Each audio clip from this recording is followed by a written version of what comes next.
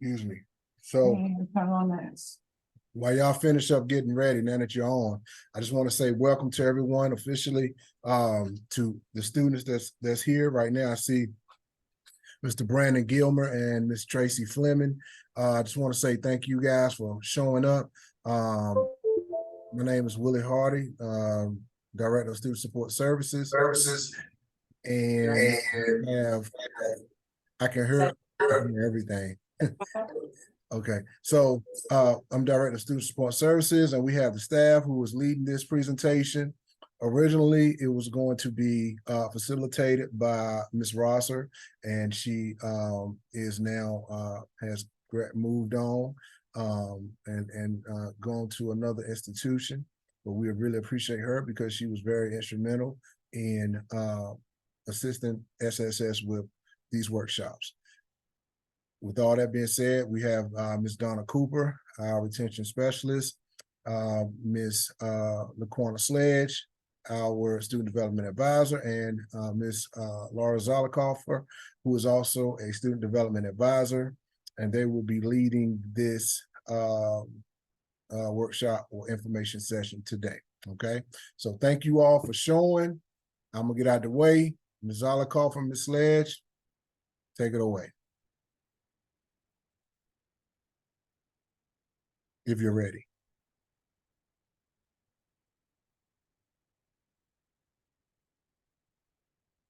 I guess not quite.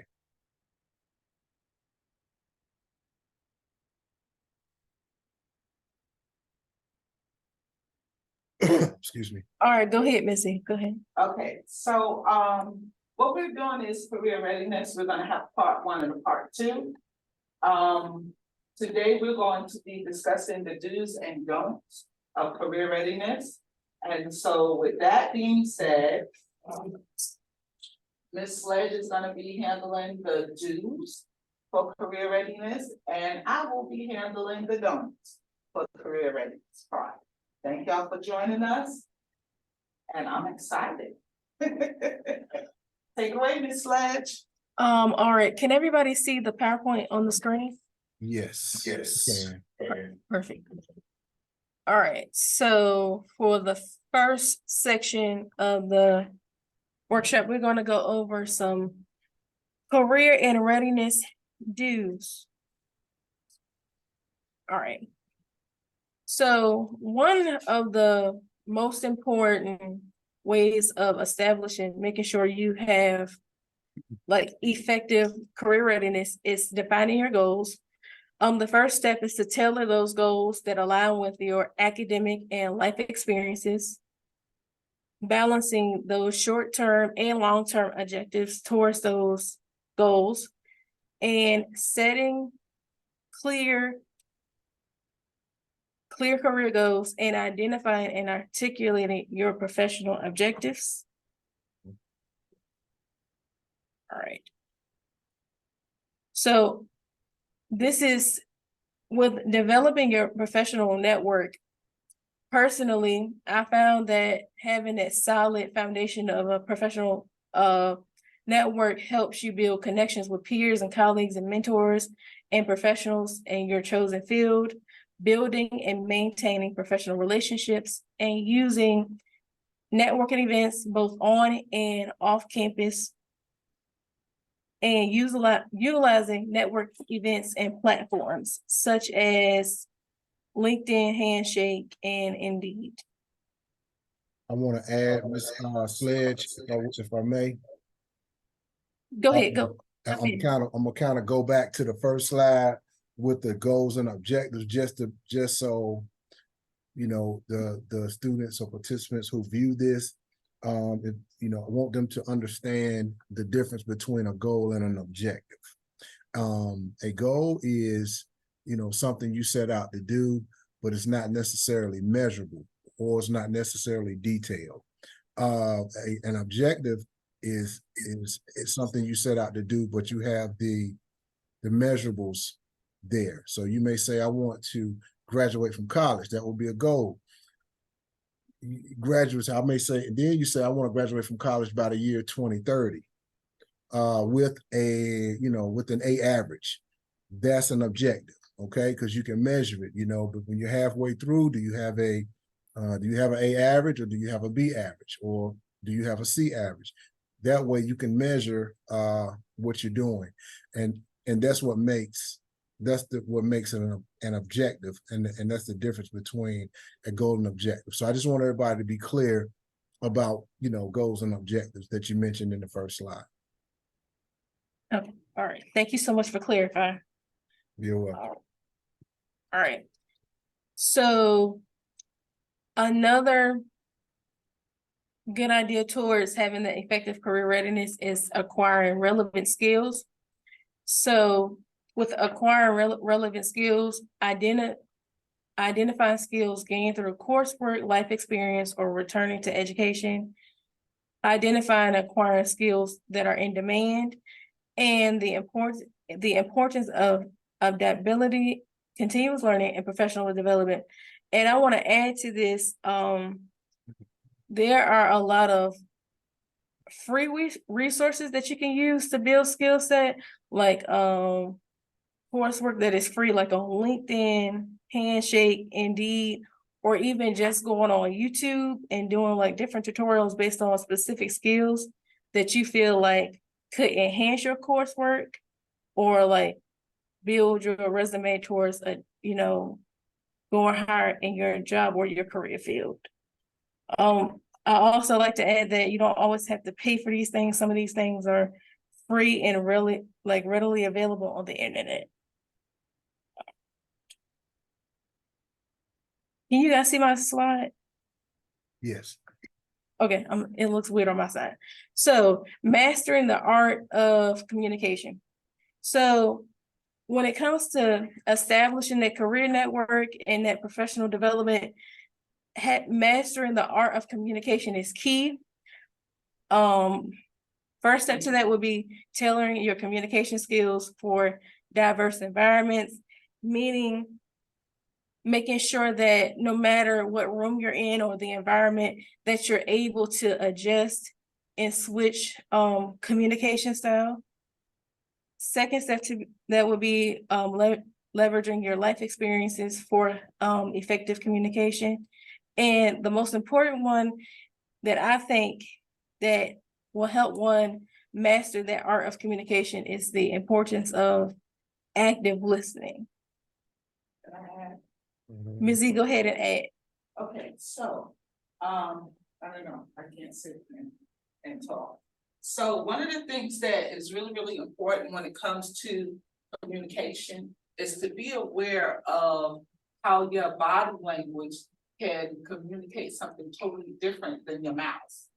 Like, I can say, I love you, and then I can turn around and say, I love you. So what's true? One communicates, my mouth says something different from my body language. So when you're talking about being able to communicate effectively, your communication with your mouth and your body language needs to add up, because if it doesn't add up, then people that you're communicating to will sense what the problem is. So it's like, I can say something so general and put my hand on my hip, and my body language will say something totally negative than what I'm saying. And I could be truthfully honest about what's coming out of my mouth. Mm-hmm. But my body language will let you know she ain't in line, or he ain't in line. And I can tell you, when you're communicating with your instructors, when you're communicating with people who are helping you, or people who you need help from, or people in general, if your facial expressions along with your body language doesn't add up with what your mouth is saying, people are going to know. So make sure you learn that fine art of communicating, and let your body language also communicate what you're saying on a positive side. Because I can tell you, you can need help. Let's say you're going to the store in general, and you need someone to help you. Let's say I'm at Food Line, and I need some help getting something done. And I'm waiting, stomping my feet, and my whole body has got this attitude, who's gonna come to me? Not a soul, right? But if I wait patiently and I have a smile on my face and I'm at the customer service desk, then I will get someone will notice that I'm standing there. And they may not be able to serve me at the time, but they'll look at me and say, ma'am, I'll be right with you, or I'm gonna get someone to help. And it's all about how you're communicating what you need. Remember, you're the one that's in need of something, of some service. And also, by reverse, you might be the person that has to do the customer service. And so your language and your body need to add up with the fact that, hey, I'm glad to be here to help you. That's the end. Thank you, Ms. Z, for that colorful explanation about how you listening. That was good. It was good. Yes. Mhm. All right, so this is my strong suit. So one of the parts of having that strong component of career readiness is developing a strong professional online presence. So basically, having an online presence with social media and other platforms, like I said, LinkedIn, Indeed, and Handshake are basically social media for career and professional development. And having that strong presence allows you to, during your job search or doing research on different jobs, to have a presence so that you can build that outside network with people that you may not have close proximity with. And it doesn't really take a lot. You can do a little with a lot. Just do the basics, but making sure that the image that you have both reflects your academic or career or life experiences. And just to add that, like, LinkedIn is geared toward connecting, having those connections towards, professional development and having that solid, community outside of your, school or your job, building those different relationships and showcasing your journey. And also just having that positive image and online brand of how you want to present yourself to future employers and your professional community. Miss Z, is there anything you want to add to this part? Of course, I always want to.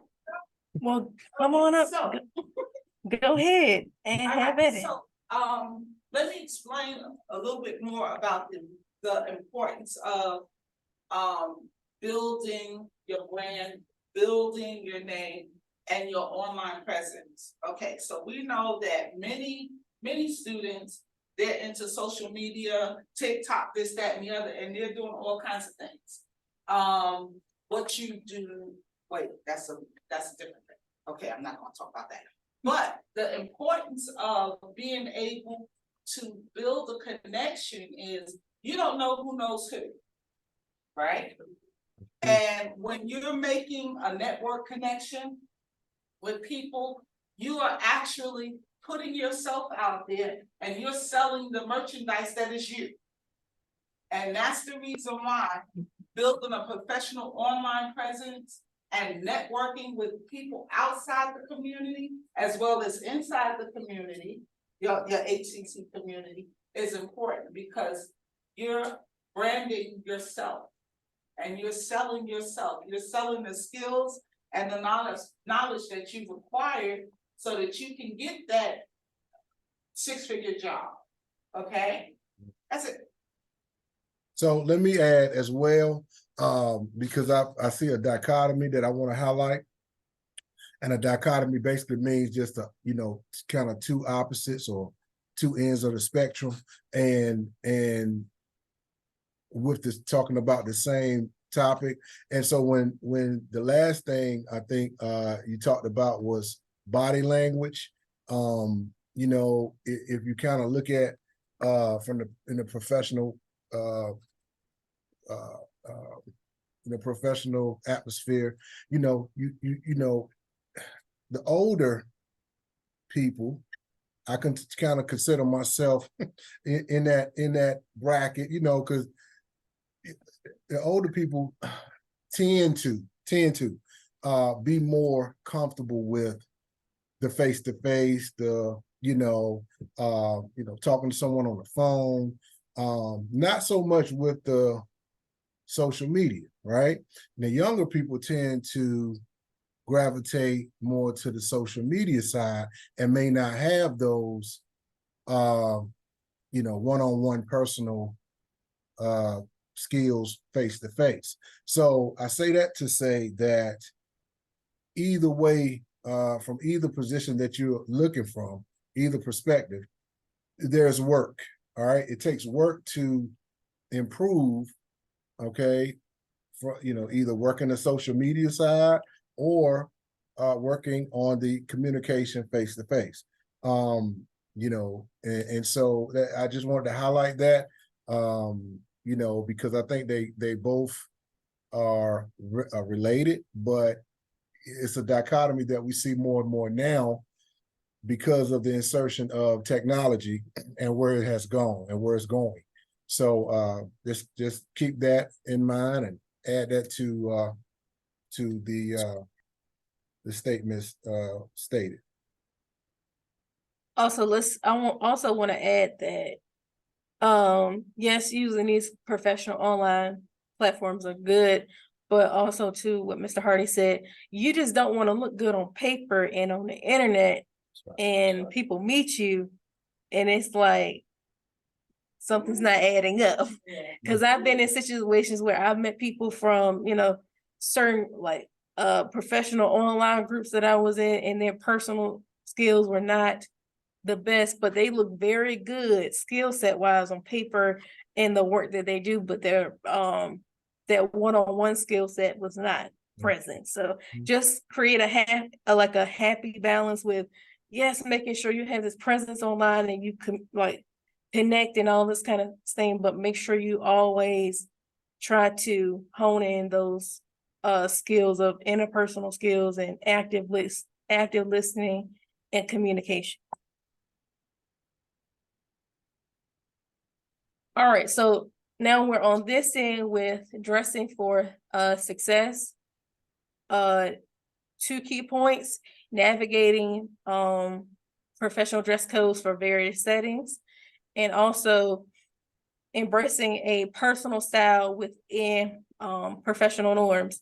So with this, based off my personal experiences, I've always been told to stick to like basic colors, black, gray, navy blue, white shirt, black shirt, and just keep it simple, but also too making sure that you still keep that personal flair and that personality with the way that you dress. Personally, when it comes to like professional dress, I have like a collection of lapel pins and different color socks that I wear to, make the simple outfits with a little pop based off of my personal, a little personality to it.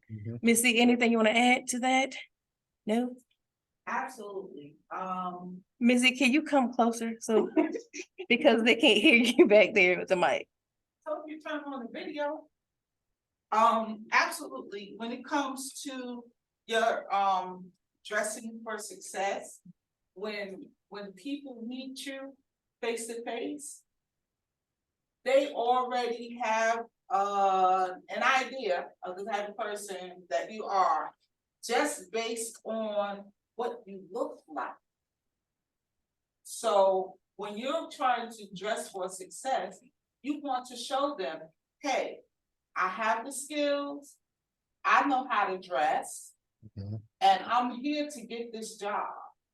So you don't want to go ahead on and dress like you're going to a club unless you're going to go get a job at a club. Okay? And you don't want to go down to the Social Security Administration for a job and you dress like you going to the club. Pull it up. If you have to pull your dress down too many times, like I would say too many times is 3, then that's the wrong dress for you for dressing for success. Because if you're pulling it down, you already feel uncomfortable in it. Your body and your brain is telling you, I need to pull this down.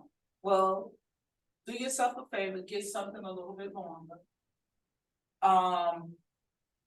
Gentlemen, if you're dressing for success, your britches hanging down and showing me your BVDs is not professional. That's not professional wear. So your professional wear, if you need help, because there are many of you that may need some help. We have a closet. We have access to being able to help you get the appropriate clothes for professional wear. So let someone know. Don't be ashamed. Let someone know. Can you wear heels? Okay, heels. The question is heels. You can wear heels, but make sure that they're heels that you can walk in. And they're not And they're extremely. not extremely high. So stilettos that are 5 inches tall, you might be able to walk in them just fine, but are you gonna be able to walk long? You know, And you let wanna me make just, it comfortable. Yes, sir? sorry, I didn't mean to cut you off. But I just wanted to add a little bit about this too, kind of stand with the same theme of the young versus the old way, because I feel like I sit in between at this point in time. You know, when in older days, you know, you would see, especially, and I'm just going to use education because that's the profession that we're in right now. You know, you would see the gentlemen always wear a tie. They always wore slacks. They always wore either khakis or slacks and dress shoes, right? And I think that that is all good. But I also think that times have changed and expectations have changed, even with the dress. You know, my personal perspective from working as an advisor up to now is and I still really kind of believe it, I look at it this way, is that it's good to show a little bit of both, right? Like they can see you dress all the way up. And I'm talking, when I say they, I mean the students, the participants, because I feel like that, you know, you're showing them and you're being an example of how to dress professionally. But I also think that them seeing you in some khakis and a shirt, and I'm speaking from a gentleman's perspective, also is less intimidating maybe to some at times, okay? To where they feel comfortable coming in and, you know, sitting down and having a conversation with you and sharing maybe some personal items with you. So I feel like it should be a balance. That's just my personal perspective, you know, in your role as it relates to your role, okay? And you know, like I said, I feel like I sit in between of, you know, let's say a Miss Sledge and a Miss Zollicoffer, right? You know, there were different expectations, Ms. Zollicoffer, you know, Yeah. you know what I mean, years ago. And then now, you know, and Miss Sledge and her age group coming in, you know, it's just a different expectation and a different outlook, even from the employee's perspective. So I think that I like the balance myself. You know, slack some days and, you know, my little sneaker shoes or whatever. And then some days like today, just, you know, Tim's and a khakis and a shirt. So, you know, but that's my perspective. And I just wanted to bring that out though, you know, so they can understand not to feel like you have to, if you're in an office setting, depending on your job, okay, have to wear a shirt, tie, dress down, three-piece suit every day. Okay. Yeah, I also want to add to that part.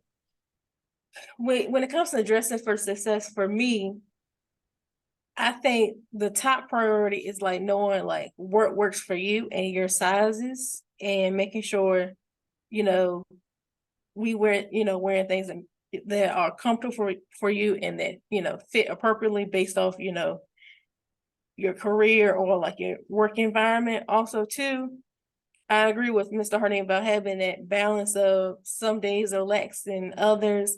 And it also just boils down to reading the room and knowing what is appropriate for what type of work event, or, and like the culture of your work environment.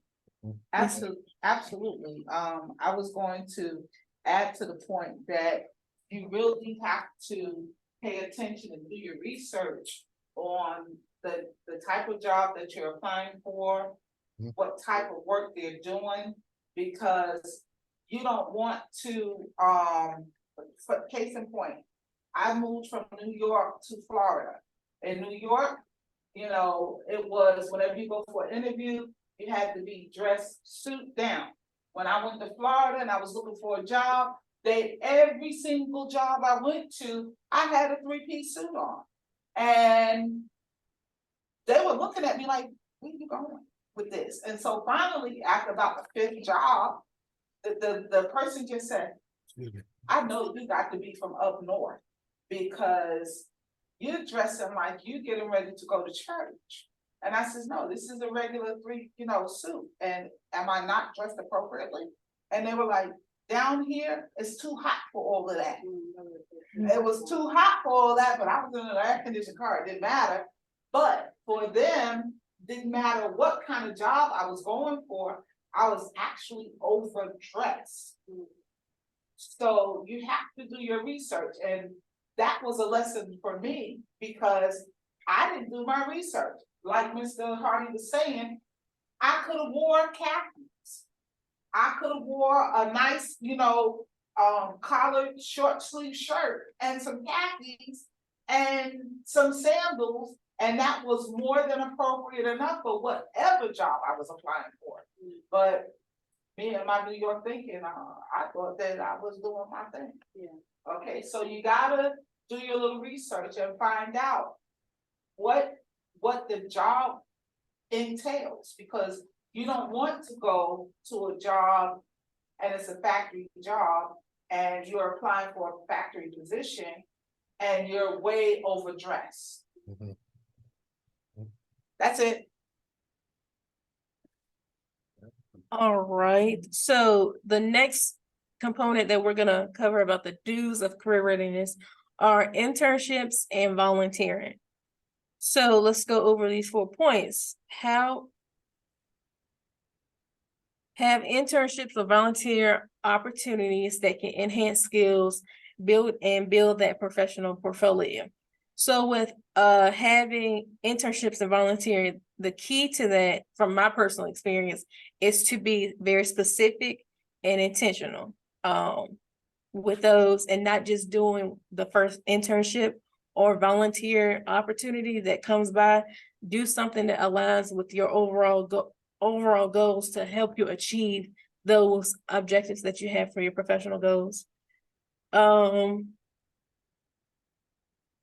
Also, it also helps you develop those strategies for balancing work, school, and personal responsibilities. And it also helps you gain practical experience. And it goes back to that intentionality towards goals and achieving objectives. And as always, building that strong portfolio. All right, Missy, it's your turn now, Missy. Go ahead, girl. All right, I'm gonna have to speed by because we're already at a closing point. Okay, so basically, here are your do's, your don'ts for career readiness. First of all, you need to remember to avoid procrastination. Strategies that manage time effectively while juggling your academic and personal responsibilities. You need to recognize the impact of procrastination on your career aspirations, your career dreams. So if you're procrastinating at doing what you need to do as far as setting goals, this, that, and the other, managing time, balancing your academic and your personal responsibilities, you're not going to do as well as you would like to do. Okay, so you must avoid procrastination. As it says right here, procrastination is the thief of time.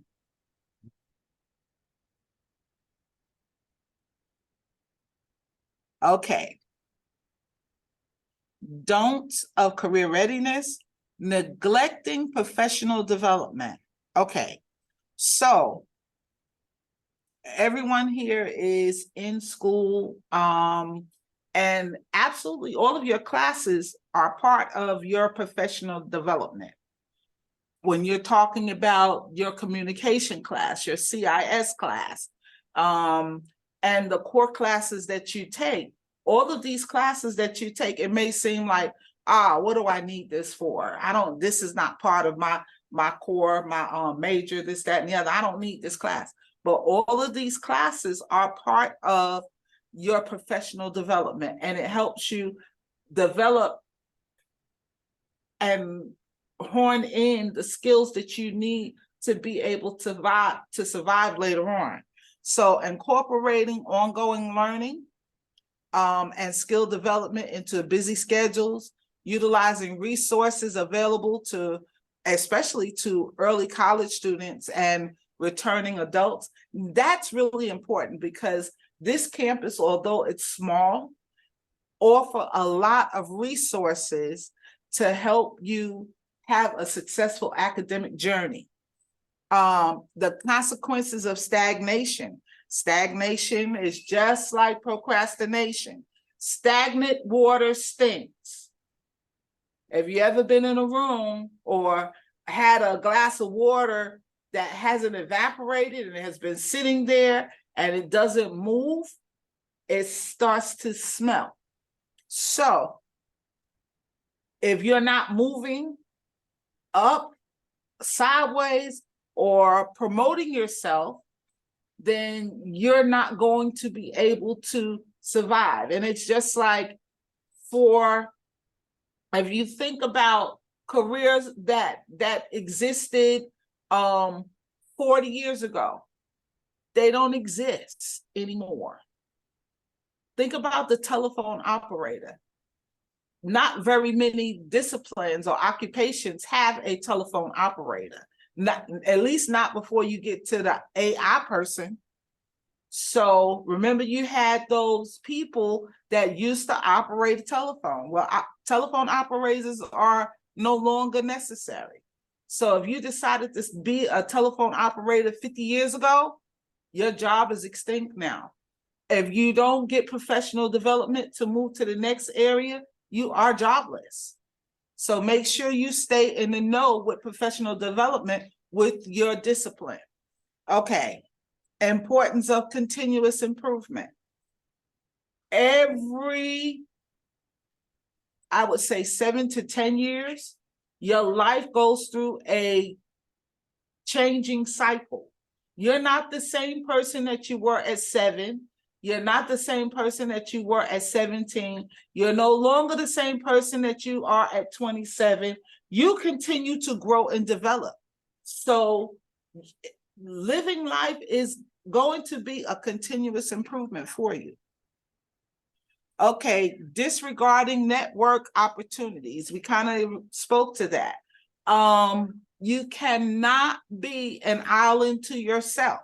You may be the type of person that don't like dealing with people, that don't like exploring new options or meeting new people. But guess what? If you close your arms off to the world and meeting new people, There are not very many places you're going to be able to go on your own. You need those network opportunities. So don't shut others out.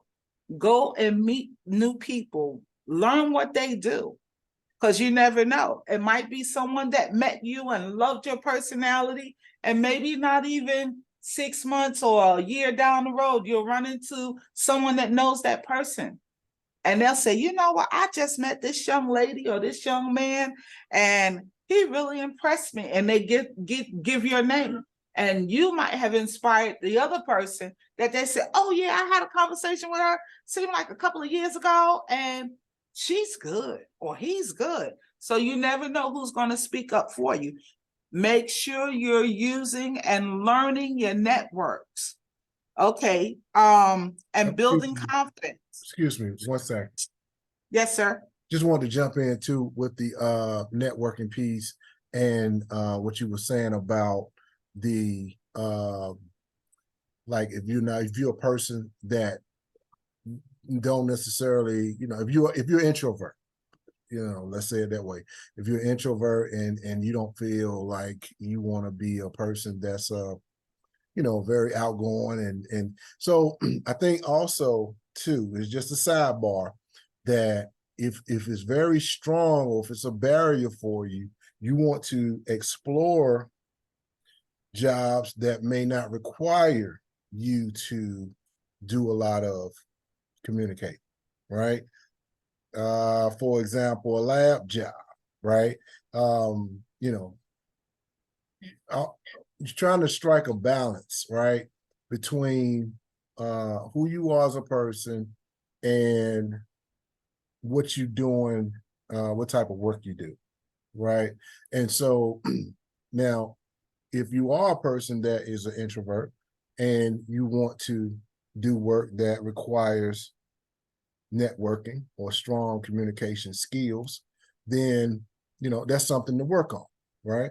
So just wanted to kind of put that out there that, there is you do have the opportunity. I think that goes back to one of the ones you said about, exploring career goals and this type of thing and what type of career you want to pursue. Okay, that's it for me. Okay, all right. So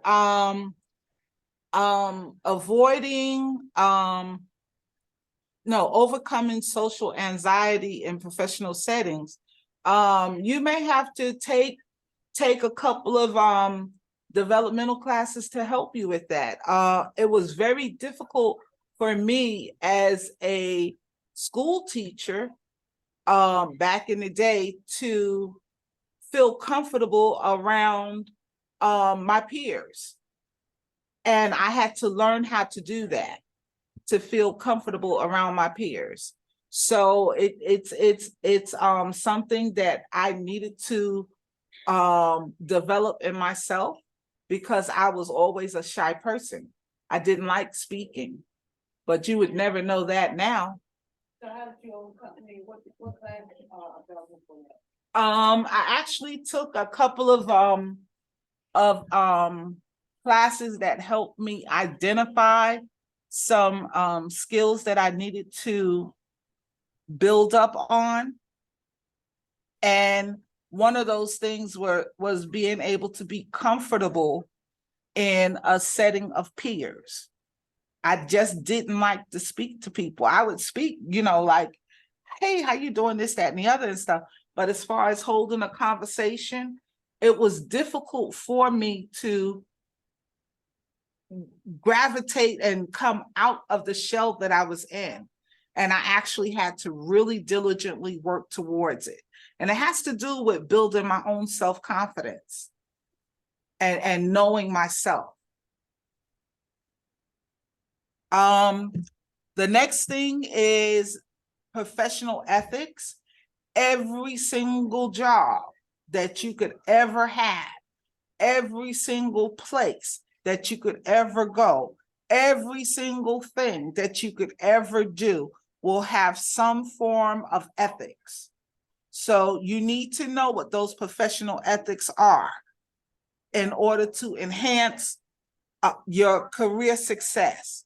getting real world examples of ethical challenges in various professions.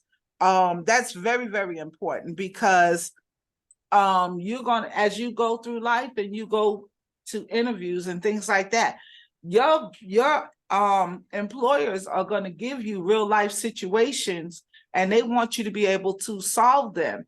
And some of those questions, I can guarantee you at least one of those questions will have to do with the professional ethics of that company or of that discipline. The importance of ethical behavior in the workplace is extremely important. Know what behavior is appropriate, because it doesn't make sense for you to lose control of yourself and lose your job. There are always other ways of handling situations. Know the consequences of ethical lapses. What can happen if something is going on and there's a lapse in communication? It could be really, really serious. Whoops, did I do two? Okay. Underestimating the importance of soft skills. So soft skills, a lot of people don't know what soft skills are. Soft skills are the skills that you usually don't get taught. Okay, so that's like work ethics, that's teamwork, being able to be adaptable, because there are times when I'll have an assignment that Mr. Hardy gave me, and I'll be working on that assignment, and then he'll come and give me something else that's more important. So I have to be able to jump from A to B and then go back to A, and do it with a smile on my face, which I think I do that very well. Being able to be a problem solver, being able to communicate effectively, being creative, managing your time, and also incorporating your leadership skills. These are the things that your potential employers would love to see.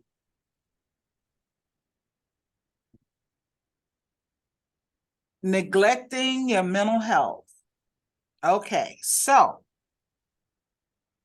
understand that you are very, very important. It is important to know yourself and to know when it's coming to a point of time when you are at an end of things.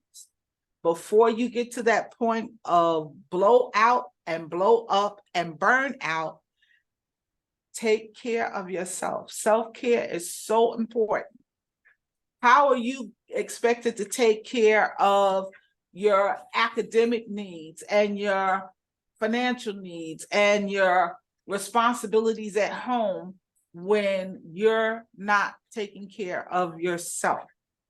So I suggest that you, in the course of your day, etch out 15, 20, 30 minutes a day, at least 30 minutes a day, to do something for you that involves your self-care. So that could be a Calgon moment, take me away, burning some incense candles and getting into a bubble bath. It could be doing something that you love to do for about 30 minutes, just to debunk, to have a moment for yourself before you go into your next area of whatever it is, because we all have life. And so self-care is so, so important. Sometimes that would mean spending 30 minutes reading a book that doesn't have anything to do with schoolwork. Sometimes that would mean I like to go for a drive. So I have to be very careful that I don't drive too far. Or before I started driving, I used to sew. I would sew every day, 30 minutes, make me an outfit, or I'll start one and I'll draw it and this, that, and the other, then I'll cut it out the next day. Next day I'm sewing, the fourth day it's finished. I'm ready to go wherever I'm going in that outfit. Self-care, don't underestimate the importance of caring for yourself. Okay, and that could be anything that helps you decrease any kind of stress that you're feeling. Self-care is very important. Your mental health is very important, especially during this day and time when there's so much going on outside in the world and countries fighting and this, that, and the other and stuff. I mean, self-care is really, really important. Okay.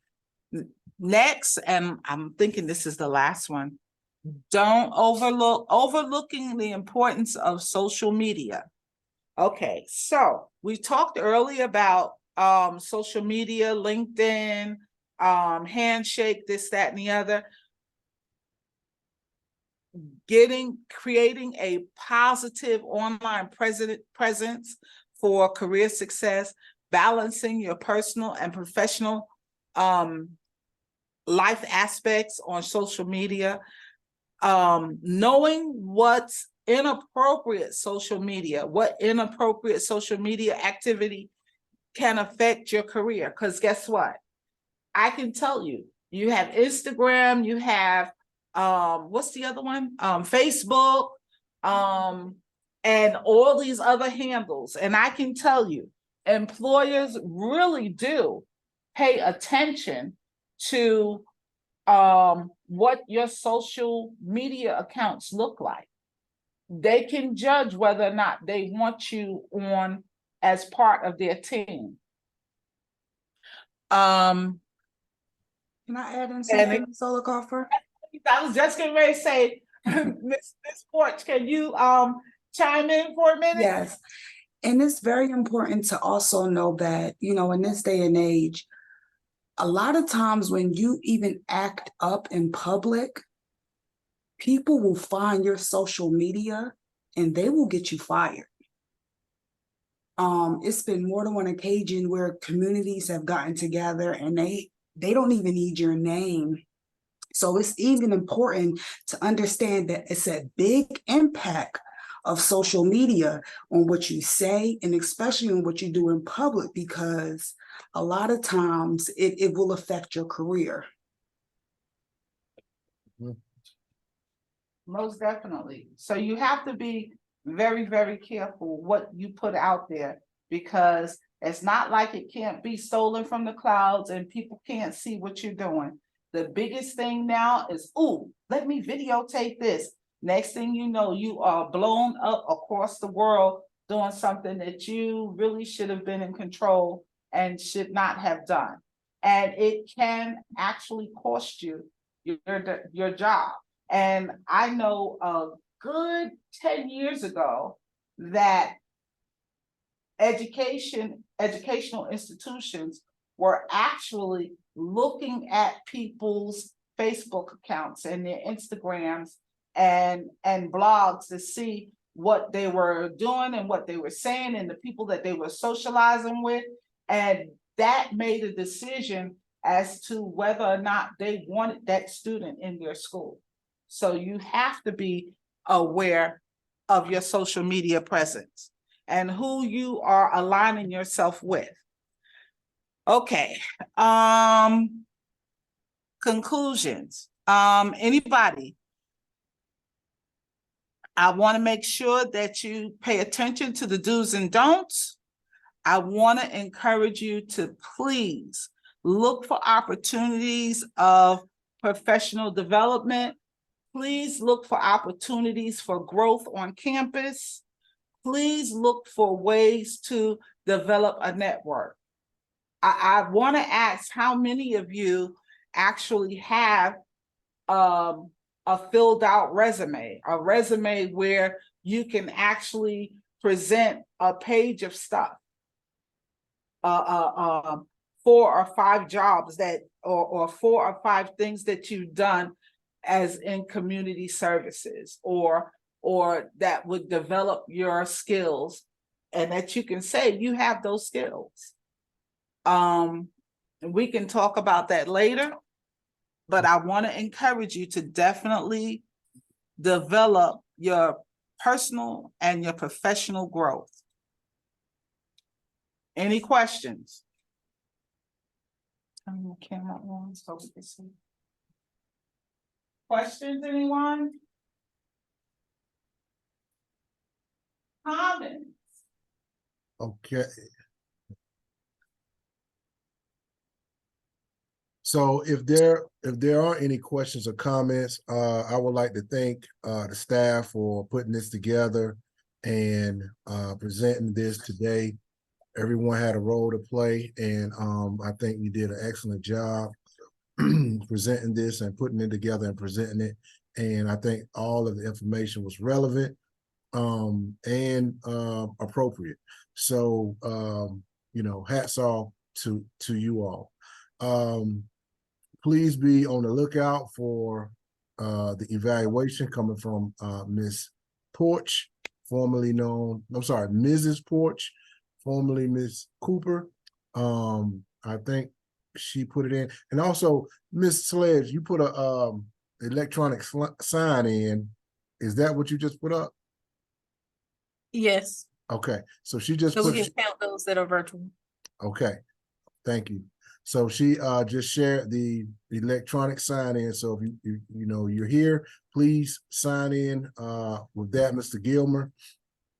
And if there aren't any other comments or questions, we would like to thank you all for showing up, and thank you all for all of your hard work, the staff.